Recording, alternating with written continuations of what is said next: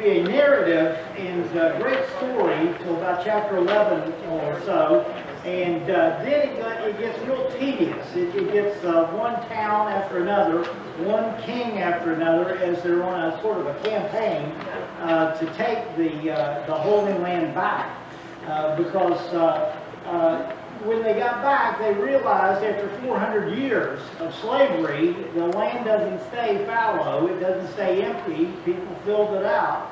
And those folks in times past had been given a chance to turn to God. Now, we don't know if it's the one true God, Yahweh, true God of Israel, the same way that if there are patches of the world, Papua New Guinea or wherever, that are pockets of the world that missionaries haven't made it there. They just haven't gotten there yet.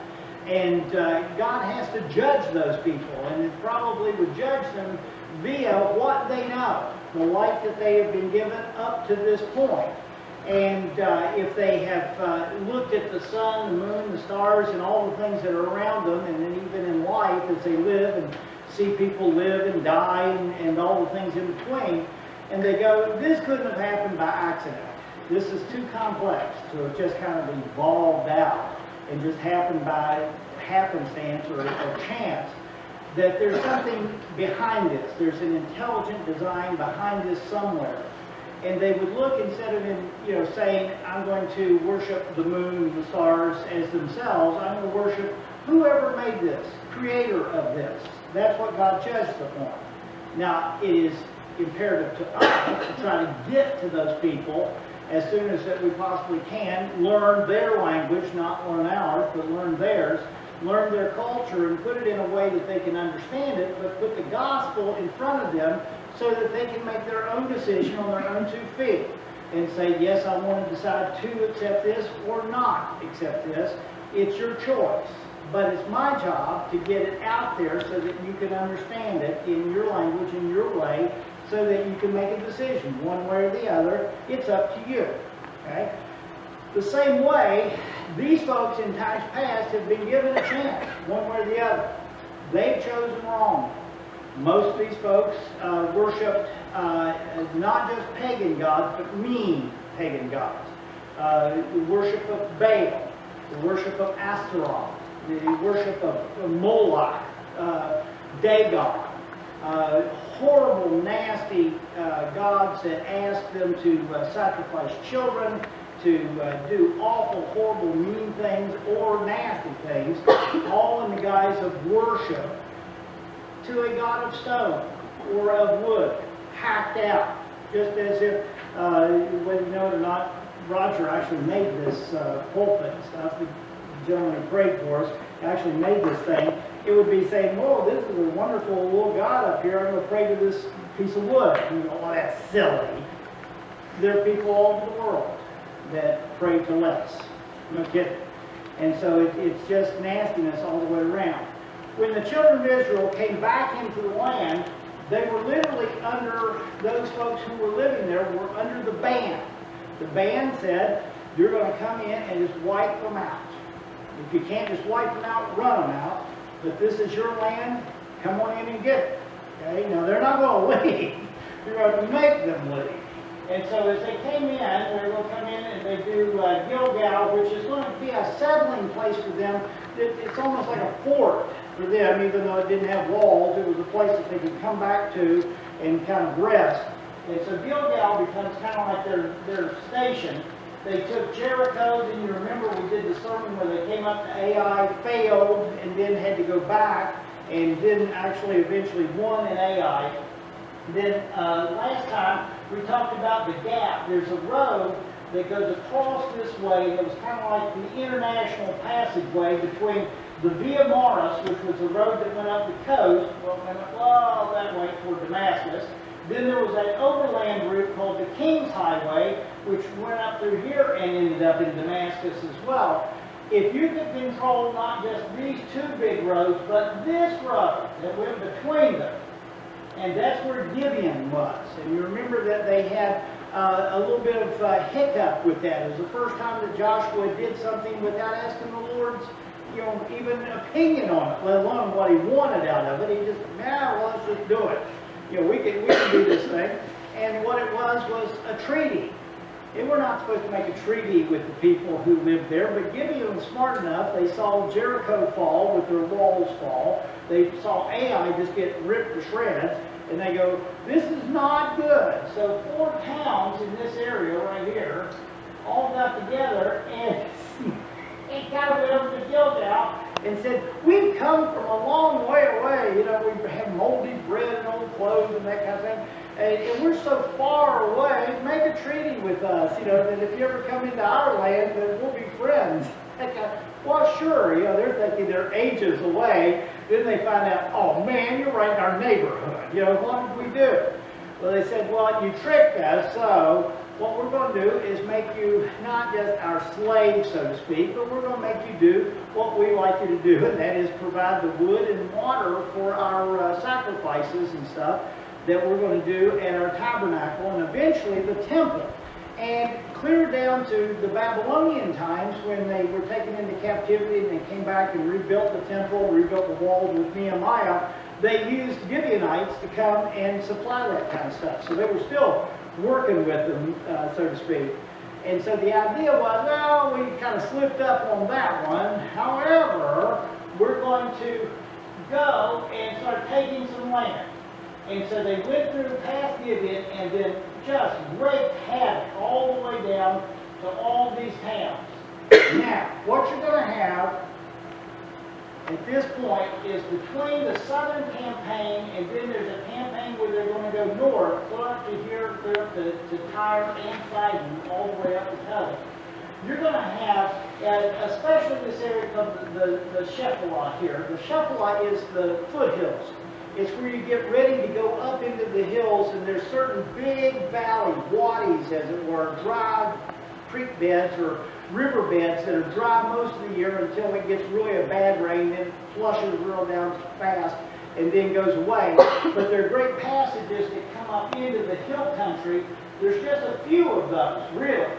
And so what you're going to have is a clash of cultures. And the clash of cultures was from Philistia and then these Philistines plus all the people groups up through this huge valley here. This is the valley of Jezreel. That is where eventually Armageddon will take place in the book of Revelation. It's a huge valley that's probably 5-6 miles across and about 20 miles long. You can stand at the top of Mount Carmel and look down on it. It's beautiful, fertile valley. It's got agriculture all the way through it now. But it would be a perfect battlefield. The captains can set up on an advanced or upper level and look down and see where everything moves troops like chess pieces. It's just that kind of a place. It's gorgeous as far as that goes. But the clash of cultures was this. In the hill country, there are Israelites which are comfortably in the end of the Bronze Age. Now the Bronze Age is this. Bronze is a mixture of mostly copper and about 20 or less percent of tin put together. Usually 12-15%. What it makes is something that is a little more hard than a penny, but not much more. Can't hold an edge very well. If you hit something really hard with it, it dents it, you know. But you're going to have the hill country folks still in that because that stuff melts pretty, low in temperature. You can put logs together and some hay and that kind of stuff and melt copper and tin pretty easy and put it together and make swords and shields and things like that. That's these guys, okay? They're the economy version, okay? Philistia over here is the seacoast. The seacoast, which is just as beautiful as it looks here. It's waterfront, waterfront, location, location, location. It is beautiful even today. It is the Mediterranean at its best. It is just gorgeous all the way around. Nice beaches and all that, but flat land, full of agriculture. It's a nice, nice place. Those guys have already moved into what was called the early Iron Age. Now, there's two different thought patterns, and you have two different people. It is like a whole bunch of folks standing around using, smartphones versus a whole group over here using flip phones. That kind of thing. That's what we've got going. The folks in the hills are running bronze. Okay? They can't put together something that really is tough and durable. It falls apart. It breaks. It does that. Iron, on the other hand, is a whole different story with a whole different technology. Because iron is nice. It's one of the most plentiful things that you have on the face of the earth, especially the outer core. But iron has a problem. You never find just iron. If you find iron ore that has 60% iron and the rest of it inert stuff, sulfur, whatever else, limestone, whatever else with it, you've got really good ore. Most of the time it's less than that. And the only way that you separate the two is under heat. And you have to have it fairly hot. And if it's fairly hot, you can get that stuff to separate, only you have to beat it to death. You take hammers and beat it, and the other stuff, sulfur, other pieces of rock, fall off of it, and then you get it malleable enough, it never melts. It gets kind of squishy a little bit, but not much. And you take a hammer and you beat it into shape. Thus, you get wrought iron. It's wrought with your hammer hitting it. Okay, that's how they get the name wrought iron. Okay, now, if you get it hotter, technology.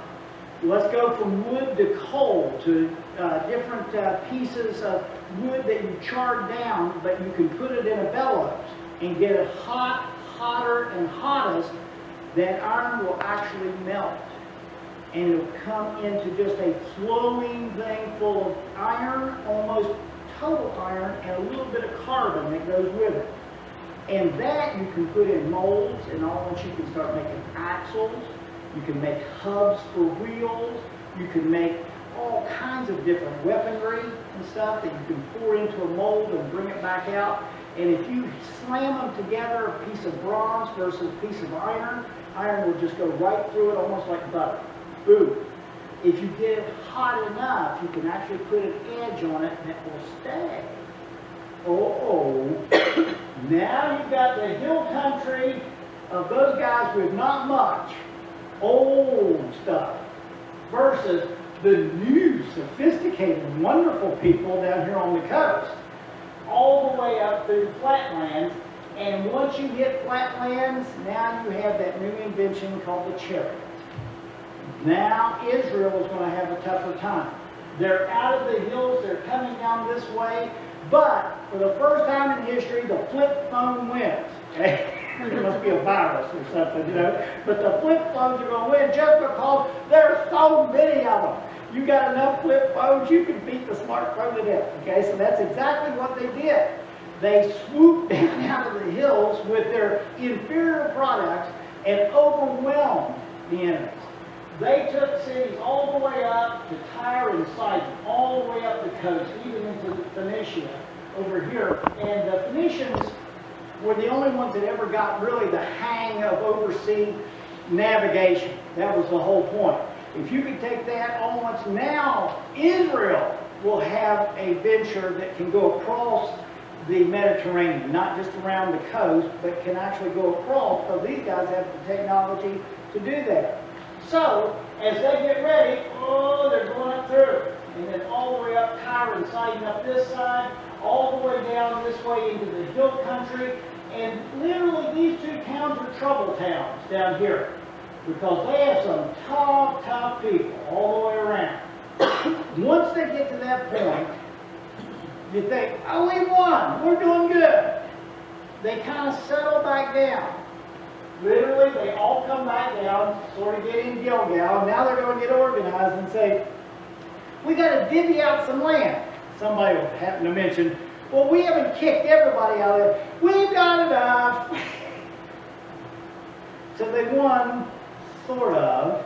They didn't take all the land that they were supposed to. They left a lot of the indigenous folks in the land itself, but they carved out enough that they're a country to themselves, so to speak, and they get ready to divide it up. We got 12 of our little nations all together, 12 tribes of Israel. Now, how are we going to divide this thing up? And in the process of that negotiation, and there was negotiation, okay? I mean, it's just like anything else. Everybody's hammering out for this town, that town, whatever. In the midst of all that, Caleb. We haven't heard from him in a long time. Caleb shows up in Gilgal and goes to his old friend Joshua. That's where we drop in. Joshua chapter 14, verse number 6, if you want to follow in your own Bible. It says, and the children of Judah came to Joshua in Gilgal, and Caleb, the son of Jephunneh, the Kenizzite. I love that Kenizzite because it means honored of God, like, Hall of Fame. That's really what it means. I wonder if his dad was named Kinsey and they just threw it in there, but it means Hall of Fame type of guy all the way around. And he said, I love that, because he says, because he's the only one who would know. If you remember correctly, there was a time back there when Joshua and Caleb were the only two spies that were going to say, yay, we should go in. And he says, because of that, an entire generation is going to die out. Only people 20 and under are going to live through this whole thing. So, literally, when he says, it's like you, singular, not y'all. It's you, because no one else standing in the crowd here is going to remember this. Okay, that's the way it is. It says, the word which the Lord said to Moses, the man of God, concerning you and me in Kadesh Barnea or Kadesh Barnea, depending on where you grew up. You remember way back when they're coming out with Moses, they cross the Red Sea, go down to Mount Sinai, the Ten Commandments, and they come up. They're ready to go into the land. They really are. They're ready to take the land. But before, they stop at a little place called Kadesh Barnea. It's down in the desert, but it's right on the edge of the Holy Land. If you want to see it carefully, there it is, Kadesh Barnea. And what they did was send 12 spies all the way up through what is modern-day Israel, and came back and to explain to them not if they were going to go up or what they were going to, what methodologies do we have to use. Are we dealing with Bedouins? Are we people in tents and stuff? That's a whole different battle strategy than if they're in big cities with giant walls and stuff. That's a whole different battle strategy. Go and get some recon. And so they did. 12 spies went up, 12 spies came back. 2 said, we can do this thing. Man, that is a wonderful land up there. Yes, the people are big. Yes, they have big cities. Yes, they have big walls. But God is bigger than any of their stuff or their walls. We can take them. Let's go. Those 2 people was Joshua and Caleb. That's it. The other 10 of them said, oh, it's a beautiful land. It's gorgeous as can be. But we're just like grasshoppers in these guys' sight. They're just huge, big guys. And what are we going to do against that? We can't go up there. We're way outclassed all the way around. The leadership went with the majority plan, and that was, we can't take this. And God said, because of that, literally, you're going to walk around in this desert that looks just like the Mars rover, where you look out of. That's exactly what this area looks like, only it's hillier and nasty. Okay, Mars actually looks nice compared to the negative. It's just a nasty place all the way around. And you're going to march around in that thing for almost 40 years. You're going to be 38 years in the desert, going around in circles. That's what you're going to do. Until that entire generation, 20 years and up, die off, except Joshua and Caleb. Woo! Are you kidding? Now, Caleb says, while he's standing there in front of Joshua, when I was 40 years old, when Moses, the servant of God, our Lord, sent me from Kadesh Barnea to spy out the land, and I brought back to him as it was within my heart. Nevertheless, my brethren who went out with me made the people's hearts melt, but I wholly followed the Lord my God. You're going to find that phrase 3 times today in this little section of Scripture. 3 times. But I wholly followed the Lord my God. Don't miss that.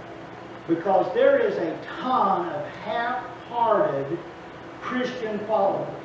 I do enough to get by.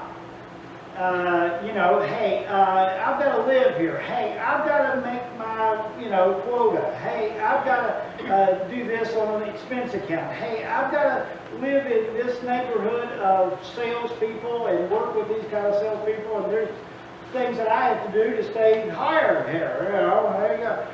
There's all kinds of those. Literally, I wholly follow the Lord my God. Up to 40 years old.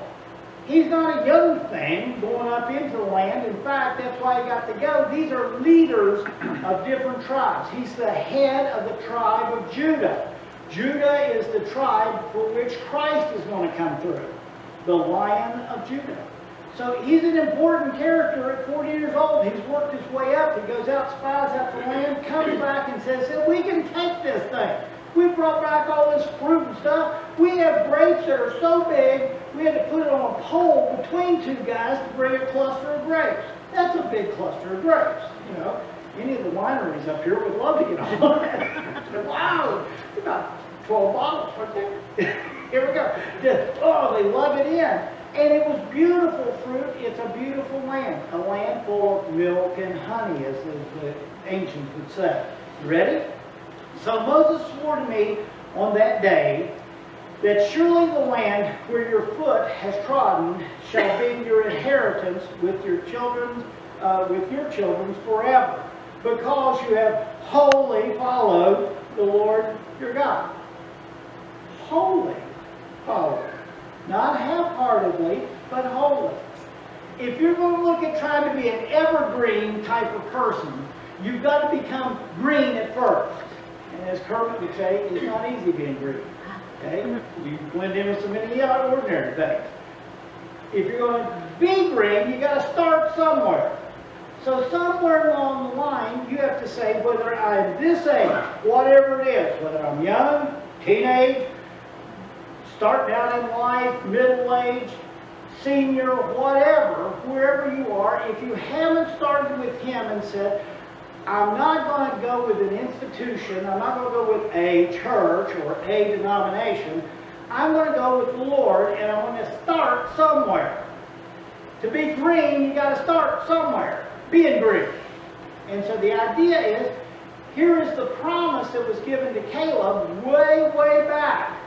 40-some years ago, he got this promise where you walked, and he walked literally where he was talking about. He's going to be talking about the town of Hebron and Debur, but it's going to be mostly Hebron that he walked, and you're going to see why that's a little scary. Okay? It's not just starting green, but you also have to stay green if you want to be evergreen. Okay? And now, behold, the Lord has kept me alive these 45 years. Now you know how long it's been since they've been fighting this battle to take the land back.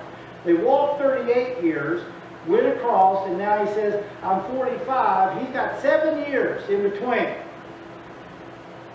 He's now 85 years old. Now, it's not the 85 that you think. He's a young 85.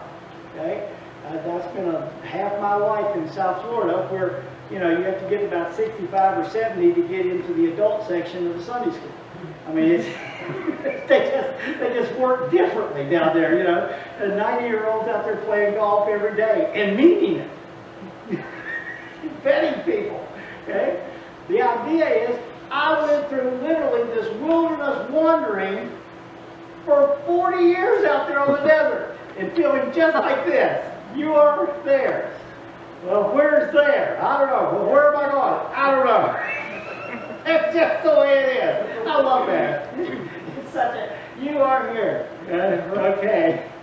They know where I am. Here we go. Now, staying green. Yet I'm as strong as the day that Moses sent me. 40 years old. I'm still hefty. There we go. I love it. Just as my strength was then, it is now strength of the Lord, both going out and coming back. They don't wear me out. I just go out and tear them up. Okay? And if you use mountain terms, he says, I'm ready to open up a can of whoop spear on those guys up in the hills. Okay, here it comes. Ready? So, the secret of staying green. Which therefore give me this mountain on which the Lord spoke to me that day. For you have heard today how the Anakim,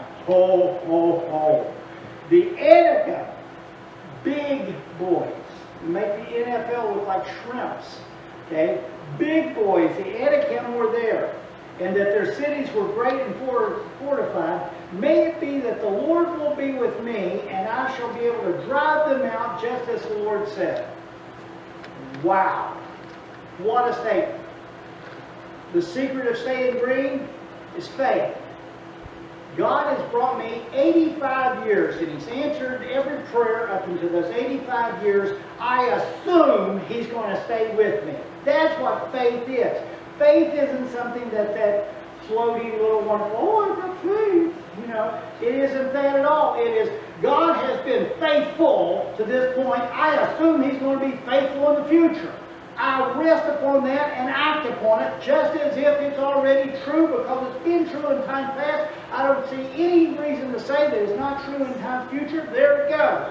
Now, that area is still there today. Now, normally we think Israel looks just like this. Hebron down here, Jerusalem is up above it. This is literally a rib, just a spine that goes up through. This is the Appalachian Trail. Okay, you would get the idea of it. Okay. It comes up from the lowest place on the earth, Dead Sea, straight up, literally, and makes a mountain chain. Jerusalem being the apex. You're going to have Hebron down here. Still a major town. However, Israel doesn't look like that. Everyone always thinks, well, Israel, no. Israel has a West Bank with Palestinians all over the place. It's going to be right on the edge down here. That's where Hebron's going to be. You got the West Bank, which is a Palestinian thing. You got the Gaza Strip, which is Palestinian control. So as far as this is from this right here, we're talking 200 miles or so. This area, the widest, is 50 miles.